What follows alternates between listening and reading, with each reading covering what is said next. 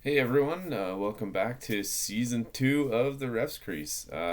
Excited to be back. Had a good break over Christmas and the New Year, and ready to bring you another season of the Refs Crease. I hope you enjoyed season 1. Season 2 is going to be chock full of more rulebook knowledge and getting into the basis of the rules, mainly Hockey Canada, as that's where I'm from, and uh,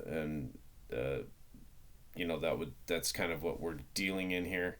But I'm going to delve into some other rules as far as international goes, and NHL and USA hockey and that kind of stuff. Which kind of gets me to the topic that I want to talk about today. This couldn't have happened at a better time, even though it was a crappy incident. I'm going to go back to the Saturday night game between the Edmonton Oilers and the Vancouver Canucks. We had an interesting last minute of the game, in which both the Edmonton Oilers' Connor McDavid and the Vancouver Canucks' Tyler Myers were dished out match penalties for cross checking to the head. I'm gonna put a link in the description of the video and the podcast, so that you can have a look at the whole thing leading up. Um, but to get into it a little bit, last minute of the game, um, Edmonton's down 3-2. They're pressuring in the offensive zone. And while that's happening, the Vancouver Canucks' Connor Garland and Edmonton's Connor McDavid get tangled up and wind up going down. They begin to wrestle on the ice. This goes on for quite some time, basically up to the end of the game. And at which point, when the two players broke up, a frustrated Connor McDavid, it looked like, cross checked Connor Garland in the head. And then subsequent to that, during that rest of that melee, Vancouver's Tyler Myers wound up cross checking Evan Bouchard from the Edmonton Oilers in the mouth area, face and mouth area. And both McDavid and Myers were doled out match penalties. Um, so this sparked quite a bit of debate in the radio space, and the experts were chiming in all over everywhere, but especially here in Edmonton. And the you know I just wanted to get into a little bit about some of the things I heard while they were talking about the incident, and we were waiting to get um, the word about what the verdict was going to be on the match penalties, whether there was going to be suspensions. And some of the stuff I heard was a little concerning. Some of these experts on the radio, especially, um, went on to say some things that were tough to hear. Um, Things like all refs are idiots. Um, they don't like referees. Um, Things of that nature. When I hear that kind of stuff come from people, they clearly have never done it, obviously. This is a tough gig. And they're refing and calling this game at the highest possible level. I mean, this is the best hockey in the world, hands down. So, um, to say that they're idiots, I mean, they've been refing the top level hockey for most of their lives. So they've got thousands of hours in refereeing hockey games, and they've obviously put in their time and put in their careers and have gotten to this place. So um, to write them off as idiots, that's just unacceptable. in my opinion. Um, the situation that we're talking about here, when you see it, you can make your own. You can make your own delegation about what you think should have happened. In the instance of the wrestling match, would me personally, would I call a penalty maybe to one of those players involved in the wrestling match or to both of them? Maybe. Does that mean that when I do that, I'm going to avoid all of the other things that happened afterwards? Absolutely not. There are no guarantees when it comes to player interactions and the way that they navigate the game, and the things that they do, and we are purely reactionary as officials as to whatever happens on the ice. If it's a penalty, we're going to call that penalty. Um, the the thing also, to any official that's listening to this now, this type of situation is the type of situation that can happen at any level of hockey. This is a good example in a tight game, when a team's pressuring, trying to tie a game, of some of the things that can happen. Under a minute to go, players may take some liberties to try to stop them from scoring, and there may be penalties that need to be called as a result of that. Um, I'm not here to weigh in on how that game was officiated. I know nothing about the backstory between the teams. I know nothing about the backstory of the game. I didn't actually see the game. I only saw that incident. So I can't comment on what the thought process was of letting the wrestling match go.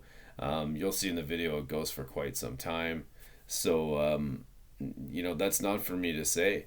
What I will say is, in the instance of the cross checks to the head, match penalties were doled out, and that is the correct call. Um, and this goes to something I want to say to players. A missed call or a non-call by a referee does not ever give you free reign to take out your own justice. Um, if you do those things and there is a penalty, whether that be a major penalty or a match penalty or minor or whatever's coming, that will be doled out to you, and you are not in the right to just dish out whatever punishment you see fit to a player that you think should have got a penalty. So, I want to be very clear about that. Um, when looking at this from a referee standpoint, I also want to say, if you miss a penalty, and even if you know you missed a penalty, you get the next one, and you make sure that you get the next one, and there's no free ride for a player, that you may have missed a trip on a different player, and then it happens a couple of seconds later in a different instance. You call that penalty. Um, we're not gonna catch everything, and there's a lot of things going on the ice. But if you miss one, you're getting the next one. It's as simple as that. Um, I I would also urge that anybody out there that's commenting things like all refs are idiots, or following that sort of same thought process that's happening from these guys on the radio and things like that. um, I I would say to you, try it out.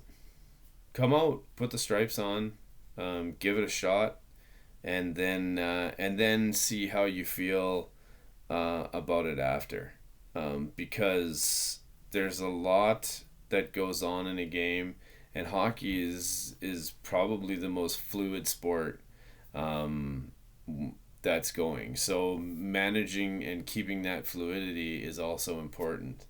Um, again, do I think, calling a penalty in that moment would have maybe, calmed the situation a bit? Possibly. But I can't, again, guarantee anything um, as a result of that. So again, that's for the officials to decide. Um, Another thing to consider is that the NHL is not a sanctioned league. They are their own league. They have their own rule book, and they are an entertainment business. So, um, another thing I heard on the radio was about the amount of penalties that players like McKinnon and McDavid were drawing last year as opposed to this year, and it's down this year. Now that may be coming from league representatives dictating to the referees what they want to see called and not called. Uh, that is not in their control and certainly not in our control. Um, I will be the first to admit that I believe that as a result of it being a business and operating that way, it tends to breed inconsistency in calls. Um, I've seen lots of instances, especially when it comes to playoffs, where you're questioning a call that was made and then almost an identical call that's not made. But those kind of things are up to that league. So it's something that you need to consider. You're moving to that level. You are now coming out of the Hockey Canada book or the Hockey USA book or any of those kind of things, and you are now working under the NHL rule book and to the NHL officials. So it's something that I've tried to keep in mind a lot, and something that you should keep in mind when thinking about these calls. Um, I As of this podcast, we know now that Myers and McDavid were dealt 3 game suspensions each, um, and as a result of the match penalty calls on the ice. And again, I'll say though that in those 2 instances, that is the correct call, and the punishment seems to fit the crime in that situation. Um, I would say one last thing to players and referees. I would like to see a mic set up in that situation so we could hear the interaction on the ice. But this is where communication as officials to the players, letting them know what you're going to stand for and what you're not, is super important. Especially in the situation of that wrestling match. If 2 players are going at it and you don't feel there's a need to make a call at that time, let them know. Get up, let go of them. Let's play. Let's go. No whistle. Come on, guys. That kind of thing. And then as soon as you feel that that's gone too far, well, you're gonna make that call, and it's important that they know where your line is, and that you don't let them cross it. And when they do, there's penalties that need to come from that.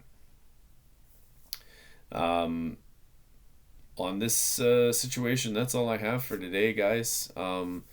I'm super interested to know what you think about the situation. If you haven't seen the video, you'll be able to check out the link. Um, if you have seen it, and you want to comment on how you think you would have dealt with it, or something that could have helped in the situation to try to avoid the inevitable outcome we had there, um, drop me a line.